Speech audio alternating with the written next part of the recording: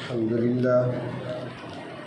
لله الذي أنزل على عبده الكتاب ولم يجعل له عوجا تبارك الذي جعل في السماء بروجا وجعل فيها سراجا وقمرا منيرا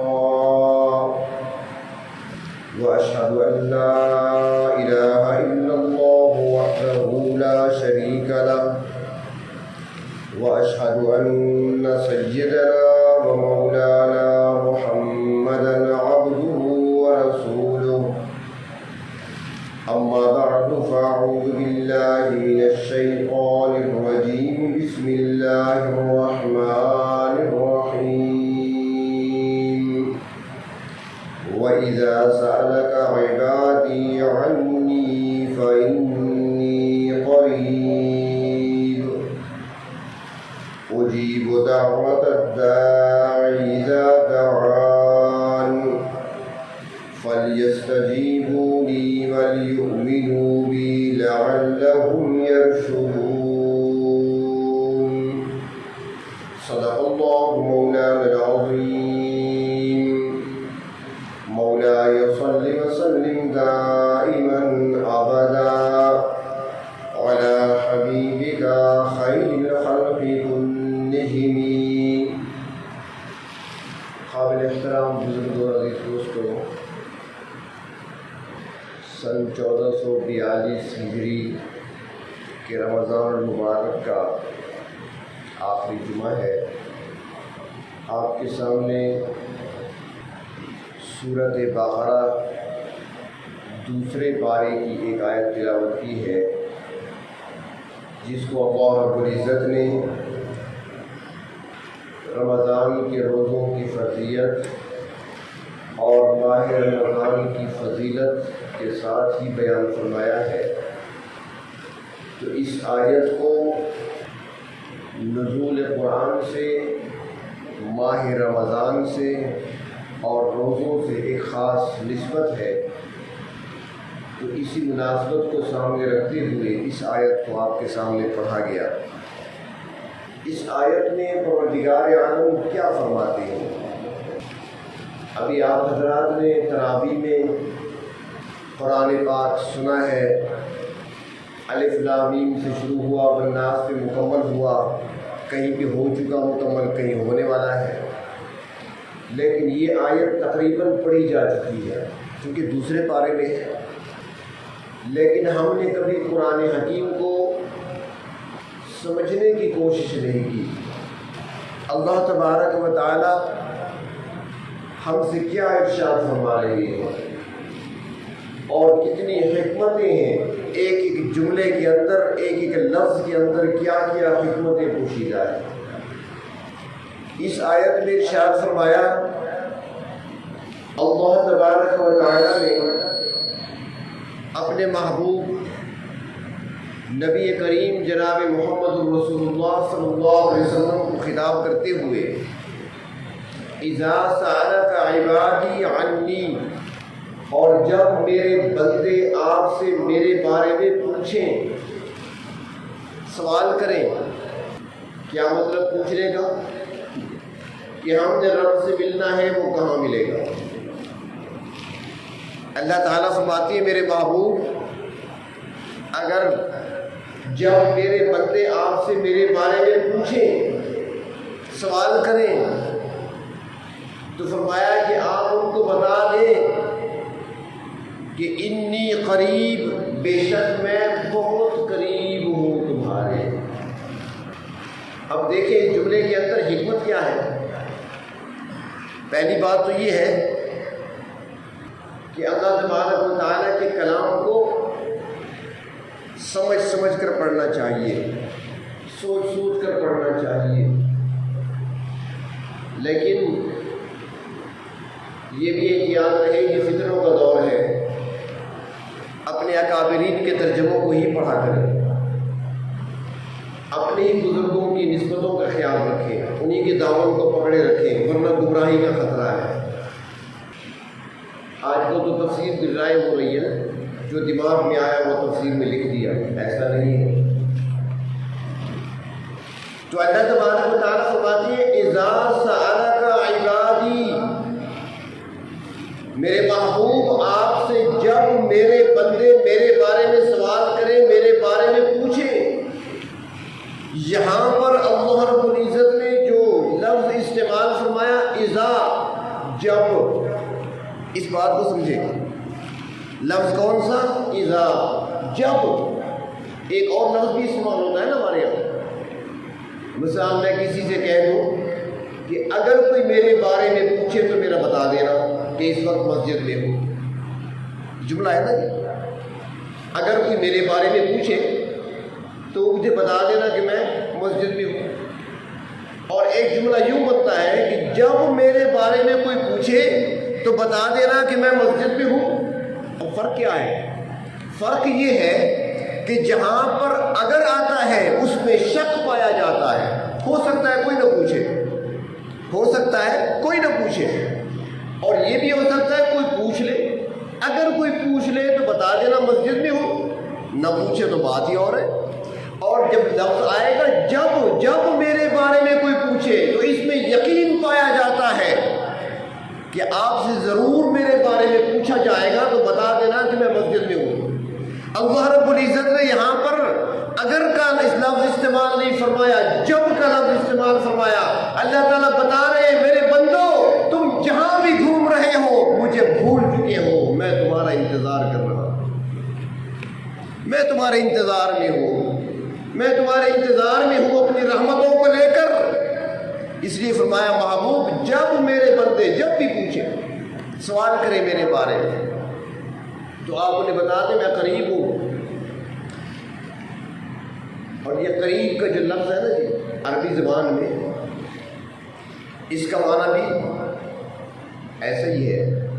مثلا رحیم، رحیم، کریم، قریب ایک ہی وزن پہ ہے۔ رحیم کون ہے؟ جس کی رحمت ہمیشہ رہے۔ یہ نہیں کہ یہاں پر تو رحمت ہے بعد میں نہیں ہوگی، مسجد میں رحمت ہے باہر نہیں ہوگی، گھر میں تو رحمت تھی باہر نہیں ہوگی، نماز میں تو رحمت ہے نماز کے بعد نہیں ہوگی۔ نہیں، رحیم وہ ذات ہے جس کی رحمت مسلسل جاری ہے، اور کریم وہ ذات ہے جس کا کرم ہر وقت ہے، اور قریب وہ ذات ہے جو ہر وقت قریب ہو۔ قریب کا لفظ استعمال فرمایا۔ نماز میں ہو تب بھی تمہارے قریب ہوں میں، گھر میں ہو تب بھی میں تمہارے قریب، بازار میں ہو تب بھی میں تمہارے قریب، تم سو رہے ہو تب بھی میں تمہارے قریب، تم جاگ رہے ہو تب بھی تمہارے قریب، ہر وقت تمہارے قریب ہو۔ کیونکہ دنیا میں انسان دیکھتا ہے نا کہ جو جتنا بڑا آدمی ہوتا ہے یا بڑا بننے کی کوشش کرتا ہے تو پھر وہ دوسرے لوگوں سے ذرا دور ہو کر رہتا ہے۔ اس کا بنگلہ، اس کی کوٹھی، اس کا دفتر وہ غریبوں سے دور ہوا کرتے ہیں۔ دیکھا ہوگا آپ نے،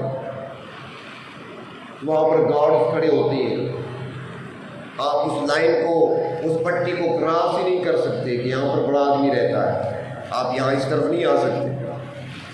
سڑک پر بورڈ لگا ہوتا ہے یہ شارع عام نہیں ہے، یہاں پر ہر آدمی نہیں آ سکتا، تھوڑا کم کر دیں، ہر آدمی یہاں پر نہیں آ سکتا، ہر شخص کا گزر اس راستے پہ نہیں ہو سکتا، شارع عام نہیں ہے، راستے بند کر دیے جاتے ہیں، خاردار تاریں لگا دی جاتی ہیں، کوٹھیاں بنی ہوتی ہیں، بنگلے بنے ہوتے ہیں، الگ ہوتے ہیں۔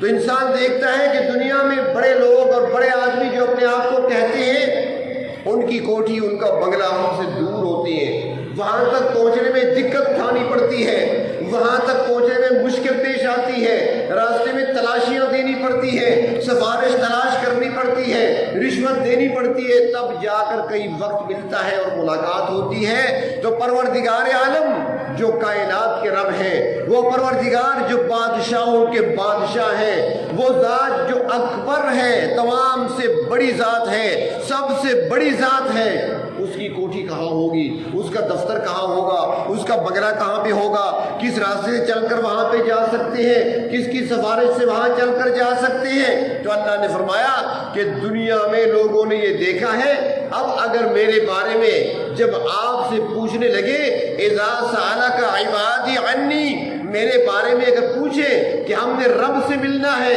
رب سے ملاقات کرنا چاہتے ہیں، رب کے قریب جانا چاہتے ہیں، وہ رب ہمیں کہاں ملے گا؟ تو میرے محبوب فرما دیجئے، ان کو بتا دیجئے میری طرف سے کہ فَإِنِّي قریب، میں تو تمہارے قریب ہوں۔ میں نے تو اس لیے کوئی بنگلہ نہیں بنوایا اپنے لیے، کوئی کوٹھی نہیں بنوائی، کوئی محل نہیں بنوایا، کوئی دفتر نہیں بنایا۔ اللہ آپ کہاں رہتے ہیں؟ فرمایا نحن اقرب الیہ من حبل الورید، میں تمہاری رگ حیات سے بھی زیادہ تمہارے قریب ہوں۔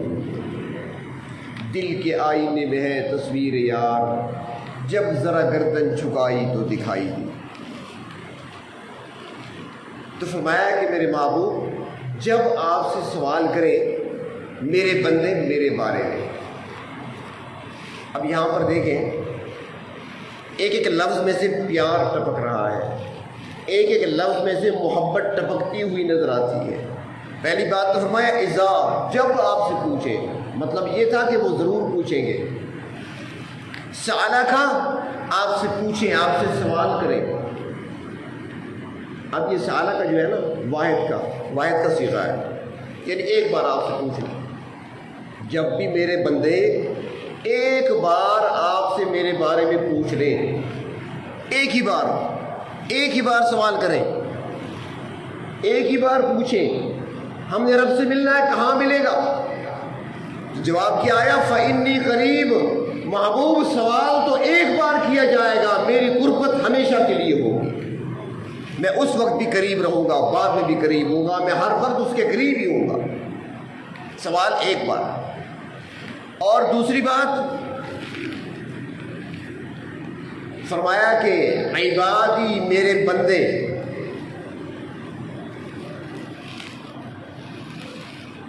اب یہاں پر اللہ نے نہیں فرمایا میرے محبوب اذا سألك الغافلون، میرے محبوب جب وہ غافل لوگ آپ سے میرے بارے میں پوچھیں، اللہ نے یہ نہیں فرمایا اذا سألك الفاسقون، نافرمان لوگ جب آپ سے میرے بارے میں پوچھیں تو انہیں بتا دیں کہ میں قریب ہوں، نہیں۔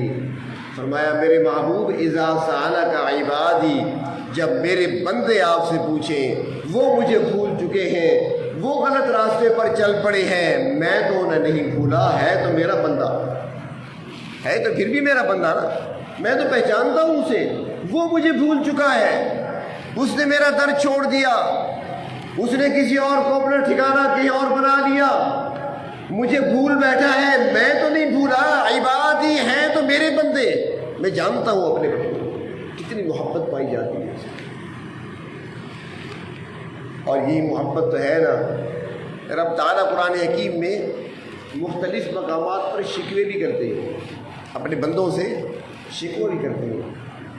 جیسے ایک جگہ شکوہ فرمایا وَقَلِيلٌ مِّنْ عِبَادِيَ الشَّكُورُ، میں میرے بندوں میں سے بہت تھوڑے ہیں جو شکر ادا کرتے ہیں۔ شکوہ ہے پیارے انداز میں، اللہ تبارک و تعالیٰ شکوہ بھی کرتے ہیں، میرے بندے تم مجھے بھول جاتے ہو، میں نے تو تمہیں کہیں نہیں بلایا، میں نے تو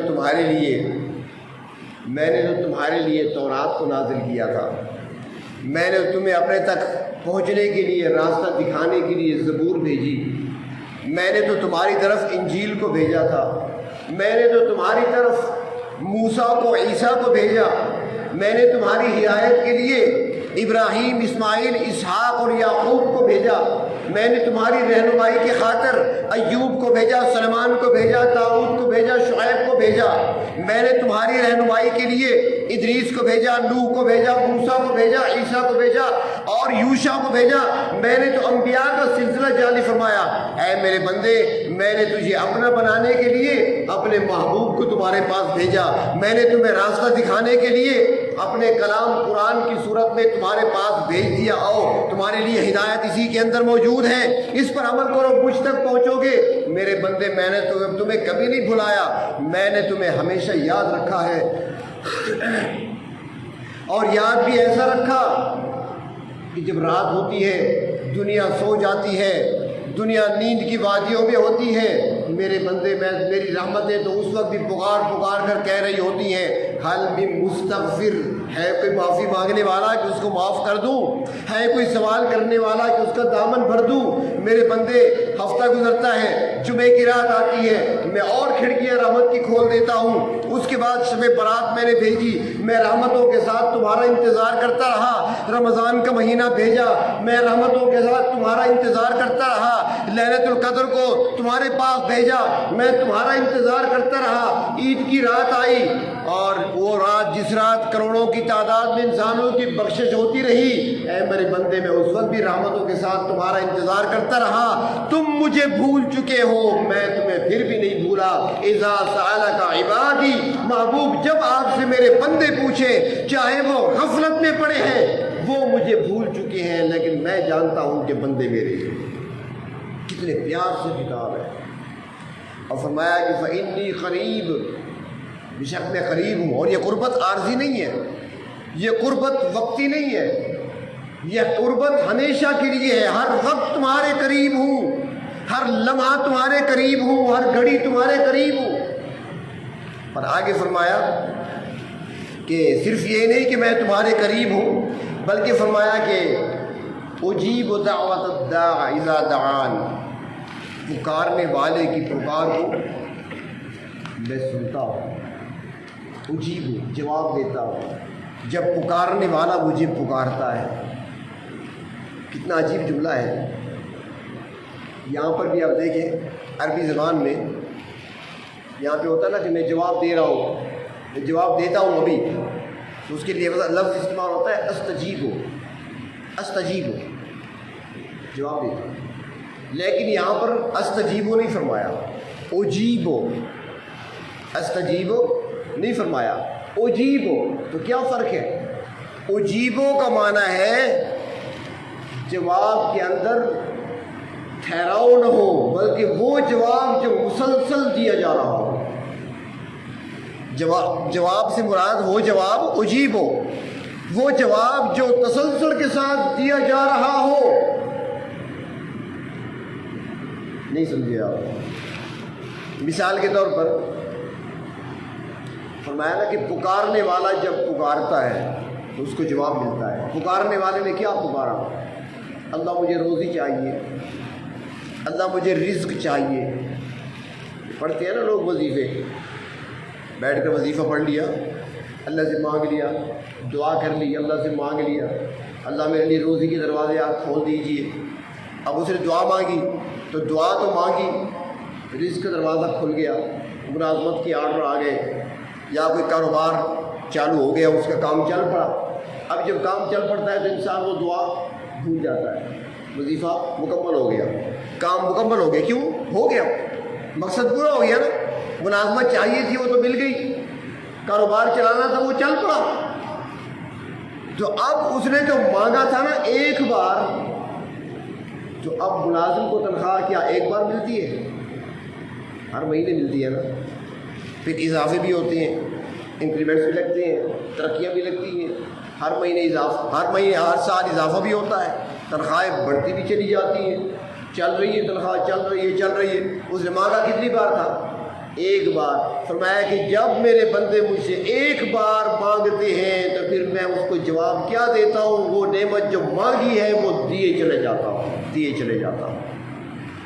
مسلسل صحت کا سوال ایک بار کیا تھا، ایک بار اللہ سے صحت مانگی، اللہ مجھے صحت عطا فرما، بیماری سے شفا عطا فرما، ایک بار مانگا، صحت مل گئی، وہ دعا کرنا بھول گیا۔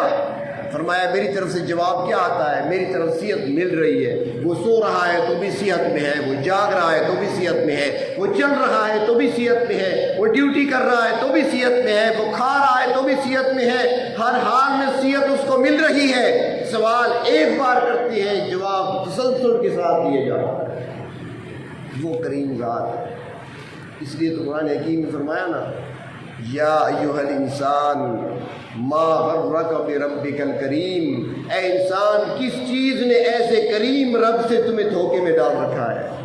ایسے کریم رب کو چھوڑ کر تم کہاں جا بیٹھے ہو؟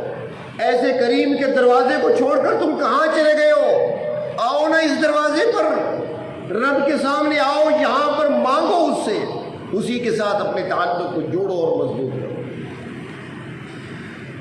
تو پروردگار عالم اپنے بندوں کا انتظار کرتے ہیں، اور اللہ تبارک و تعالیٰ کو معلوم ہے کہ بندہ ایک دن ضرور آئے گا میرے پاس، ایک دن ضرور آئے گا، چاہے وہ عمر کے کسی حصے میں آئے۔ وہاں پر تانا نہیں ملتا۔ دنیا میں تو ہم تانے دیتے ہیں نا، ہم تانا دیتے ہیں، لیکن پروردگار عالم کا دربار وہ دربار ہے جہاں پر تانا نہیں ملا کرتا۔ وہاں پر اگر کوئی شخص ساری عمر نافرمانی کر کر کے تھک کر اس عمر میں کہ جب اس کی جوانی جواب دے چکی ہو، جب اس کے اعضاء بیکار ہو گئے ہوں، جب اس کی بینائی کمزور ہو، راستہ صاف نظر نہ آتا ہو، زبان اس کی لڑکھڑانے لگی ہو اور قوت سماعت اس کی کمزور پڑ چکی ہو، بچے بات مارنے کے لیے تیار نہ ہوں، گھر کے افراد اس کی کھانسی اور اس کے کھانسنے سے تنگ آ چکے ہوں، دوست اس کے قریب بیٹھنے سے اکتا گئے ہوں، جیب اس کی خالی ہو گئی ہو، کوئی اس کے ساتھ سیدھے منہ بات کرنے والا نہ ہو، ہر طرف سے پریشانی نے گھیر رکھا ہو، بیماریوں نے گھیر رکھا ہو، ایک طرف سے شوگر کا حملہ، دوسری طرف سے بلڈ پریشر کی زیادتی، بیماریوں کا حملہ اپنی جگہ، دوستوں کا چھوڑ جانا یہ صدمہ اپنی جگہ، اولاد کا بات کا نہ ماننا یہ صدمہ اپنی جگہ،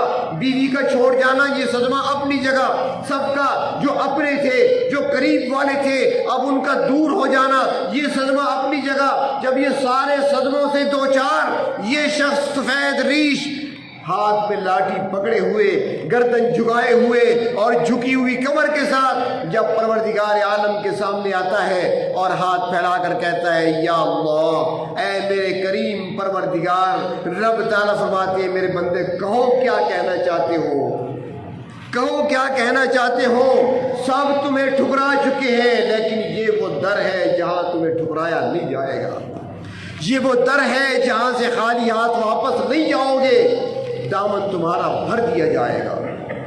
تو یہاں پر تانا بھی نہیں ملتا، اور جب تانا تو تب ملے نا جب کچھ باقی تو ہو نہ خطائیں۔ اللہ فرماتی ہے کہ جب میرے دروازے پر آ گیا نا ایک بار، سچے دل سے معافی مانگ لی، اللہ فرماتے ہیں کہ میں ایسی ہوا چلا دوں گا کہ اس کے نامہ اعمال میں لکھے ہوئے سارے گناہوں کو مٹا دے گی۔ میں ایسی ہوا چلاؤں گا کہ جو فرشتے کرامن کاتبین ساری زندگی لکھتے رہے گناہوں کو، ایسی ہوا چلے گی کہ ان کے دماغوں سے سب کچھ نکل جائے گا، نہ لکھا ہوا ہوگا، نہ فرشتوں کو یاد ہوگا، اور نہ زمین کے ٹکڑے پر جہاں اس نے گناہ کیا تھا نہ زمین کو یاد ہوگا، سب کچھ بلا دوں گا۔ پھر تانا کس بات ہے؟ وہاں پر تو معافی ایسی ملتی ہے۔ ہم نے پروردگار عالم کو پہچانا ہی نہیں ہے۔ اللہ تعالیٰ فرماتے ہیں نا وما قدر اللہ حق کا قدری، ہم نے پہچانا ہی نہیں ہے، اپنے رب کا تعارف ہی حاصل نہیں کیا، ہم نے معرفت حاصل نہیں کی، رب کو پہچانا ہی نہیں ہم نے۔ روایات میں آتا ہے کہ حضرت موسیٰ علیہ السلام کے دور میں ایک شخص تھا جس کی زندگی اللہ کی نافرمانی میں گزر رہی تھی، انتہائی بد اخلاق، بد کردار، فسق و فجور میں زندگی گزارنے والا، اللہ کی نافرمانی میں زندگی گزارنے والا، اس حد تک وہ گزرا تھا کہ اہل علاقہ اس کی شرارتوں سے، اس کے کرتوتوں سے، اس کی بدعمالیوں سے تنگ آ چکے تھے، اور آخرکار اہل علاقہ نے، بستی والوں نے اس کو اپنی بستی سے نکال دیا، آبادی سے، شہر سے نکال دیا، چلے جاؤ یہاں سے، سارے بستی کا ماحول تم نے خراب کر رکھا ہے، نکال دیا گیا بستی سے۔ اب وہ تنہا جنگل کی طرف چلا، جنگل میں چلا گیا، وقت گزرا، کچھ عرصہ گزرا، بیمار ہوا، جب بیمار ہوا اب تنہائی کا عالم ہے، جنگل میں ہے، ایک غار کو اپنا ٹھکانہ بنایا ہوا ہے، کوئی ساتھ ہمدرد و غم گسار نہیں ہے، تیمارداری کرنے کے لیے کوئی موجود نہیں ہے، بیوی بچوں میں سے کوئی اس کے پاس نہیں ہے، بھائی بہنوں میں سے کوئی اس کے ساتھ نہیں ہے، علاقے والوں میں سے کوئی نہیں، اکیلا ہے، تنہا ہے، بیمار ہے، بیماری بڑھتی گئی، جب مرض نے شدت اختیار کی اب وہ پڑا ہوا ہے، اٹھنے کی طاقت نہیں رہی، चलने फिरने की ताकत नहीं रही, पानी लेने के लिए घूंट हल्क से उतारने के लिए पानी गिलास भरने की ताकत भी नहीं रही। अब वहीं पड़े पड़े पुकारता है अपने परवरदिगार को, ऐ मेरे परवरदिगार, सारे मुझे छोड़ चुके हैं, जो मेरे प्यारे थे उन्होंने मुझे धक्के देकर घर से निकाल दिया, जो इलाके वाले थे उन्होंने बस्ती से निकाल दिया। ऐ मेरे परवरदिगार, मुझे अपने इलाके से निकाल दिया गया, मैं जंगल में आया हूँ, यहाँ मेरे पास मददगार कोई नहीं, यहाँ मेरा गमख्वार कोई नहीं, यहाँ मेरा गम गुसार कोई नहीं, यहाँ मेरी बीमार कुर्सी करने वाला कोई नहीं, मुझे दवा देने वाला कोई नहीं, पानी का घूंट मुझे पिलाने वाला कोई नहीं। ऐ परवरदिगार, मैं तन्हा हूँ। अल्लाह, मैंने ज़िंदगी भर आपकी नाफरमानी की है, मैंने कभी आपका कोई हुक्म नहीं माना, आपके हर हुक्म की खिलाफ वर्जी की है, आपके नबी को मैंने सताया है, उनकी बात को मैंने नहीं माना। ऐ परवरदिगार, अखलाक मेरा नहीं, किरदार मेरा नहीं, आमाल मेरे पास नहीं, खाली दामन हूँ, तही दामन हूँ। ऐ परवरदिगार, अगर आपने भी ठुकरा दिया तो मैं कहाँ जाऊँगा, मेरे पास और कोई ठिकाना नहीं होगा। ऐ मेरे परवरदिगार, आपने मुझे ठुकराना नहीं है, आपने मुझे अपने दर से भगाना नहीं है। ऐ मेरे परवरदिगार, मेरी तौबा को कबूल फरमा ले। अल्लाह, सच्चे दिल से तौबा करता हूँ, जो कर चुका वो हो चुका, दोबारा करीब नहीं जाऊँगा उन बदआमालियों के, उन गुनाहों के करीब नहीं जाऊँगा। सिद्के दिल से अपने रब को पुकार रहा है, सच्चे दिल से अपने रब से माफ़ी मांग रहा है, तौबा कर रहा है, परवरदिगार के सामने आंसू बहा रहा है। रब ताला ने उस हाल में उसकी तौबा को कबूल कर लिया। हदीस शरीफ में आता है कि परवरदिगार आलम ने उस वक्त मलाइका को भेजा, फरिश्ते को भेजा, फरिश्ते को हुक्म मिला, जाओ इसका सर अपनी गोद में रख लो और अपनी शक्ल इसकी बीवी की बना लो, ताकि ये समझे कि मैंने अपनी बीवी की गोद में सर रखा हुआ है। दो फरिश्तों को भेजा, जाओ इसके दाएं बाएं जाकर बैठ जाओ, इसका जिस्म दबाना शुरू कर दो और इसके बेटों की शक्ल में जाओ, ताकि ये मानूस हो जाए कि मेरे बेटे भी आ गए। इस हाल में अल्लाह रब्बुल इज़्ज़त ने मलाइका को भेजा, उसके आंसू बहते रहे, माफ़ी मांगता रहा, माफ़ी मांगते मांगते रूह परवास कर गई, जिस्म से रूह अलग हुई। फरिश्ते वहाँ पर मौजूद थे, फरिश्तों ने उठा दिया, रख दिया ज़मीन पर। परवरदिगार आलम ने जिब्रील अमीन को भेजा, जाओ मेरे पैगंबर, मेरे कलीम हज़रत मूसा के पास जाओ और उनसे जाकर कहो कि फ़लाँ जंगल में मेरा एक वली पड़ा है, जाकर उसके गुस्ल का भी इंतज़ाम करो, कफन का भी इंतज़ाम करो और दफन का भी इंतज़ाम करो। हज़रत मूसा अलैहिस्सलाम को पैगाम मिला, अल्लाह की तरफ से हुक्म मिला, अल्लाह का वली है फ़लाँ जगह जंगल में। हज़रत मूसा अलैहिस्सलाम जाती हैं, साथ कुछ लोग और भी चल पड़े। जब वहाँ पहुँचे, हज़रत मूसा अलैहिस्सलाम ने गौर से देखा, अपने साथियों से कहा, देखो तो सही, ये वही नहीं जिसको कुछ अर्सा पहले बस्ती से निकाल दिया गया था, ये वही नहीं जिसको शहर से निकाला गया था, ये वही तो नहीं है जो फासिक व फाजिर था, जो अल्लाह का नाफरमान था, जो इतना बदकिरदार और बद अखलाक था कि इलाके वाले उसको बर्दाश्त नहीं कर सकते थे अपने इलाके में। क्या ये वही नहीं है? सब ने गवाही दी, जी शख्स तो वही है।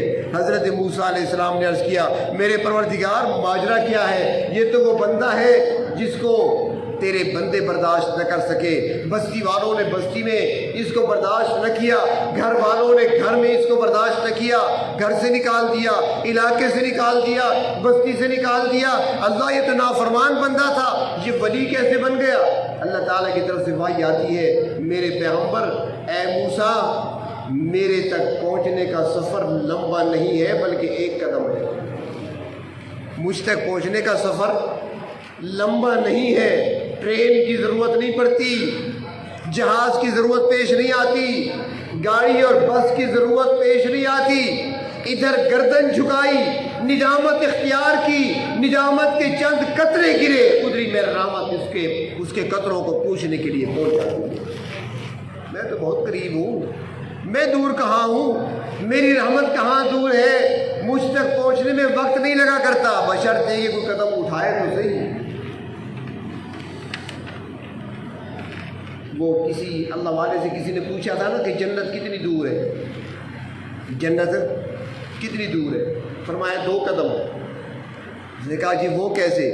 फरमाया पहला कदम अपने नफ्स पे रख दो, दूसरा कदम जन्नत में पड़ेगा। नफसानी ख्वाहिशात, ये सब कुछ इस वजह से होता है ना یہ نفسانی خواہشات ہی ہے نا کہ ایسا بنگلہ ہو میرا، ایسی کوٹھی ہو میری، ایسی گاڑی ہو میری، ایسی بیوی ہو میرے پاس، یہ چیزیں ہونی چاہیے، اور پھر ان چیزوں کو حاصل کرنے کے لیے پھر سود ہے اور رشوت ہے، حلال ہے حرام ہے، ساری چیزیں اکٹھے کر لیتے ہیں، یہ ساری لوازمات چلتی ہیں، اصل کیا ہے؟ نفسانی خواہشات۔ فرمایا کہ ایک قدم اپنے نفس پہ رکھ لو، خواہشات کو دبا دو، دوسرا قدم جنت میں پڑے گا۔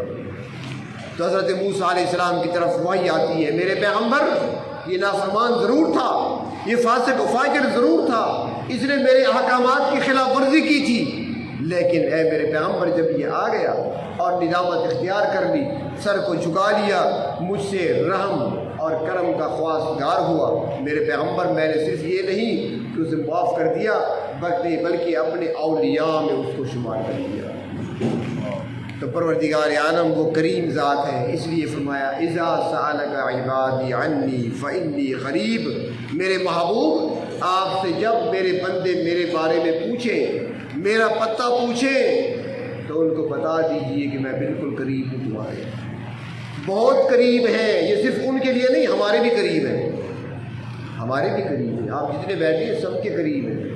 دنیا کا کوئی رشتہ اور کوئی تعلق ہمارے اتنا قریب نہیں ہے جتنا رب تعالیٰ کی ذات ہمارے قریب ہے۔ وَهُوَ مَعَكُمْ أَيْنَمَا كُنْتُمْ، فرمایا تم جہاں بھی ہوتے ہو وہ تمہارے ساتھ ہے، جہاں بھی ہو تم وہ تمہارے ساتھ ہے، جہاں بھی ہو وہ دیکھ رہے ہیں، جہاں بھی ہو اس کی معیت حاصل ہے، دلوں کے اندر رہتا ہے وہ ذات۔ اللہ تبارک و تعالیٰ نے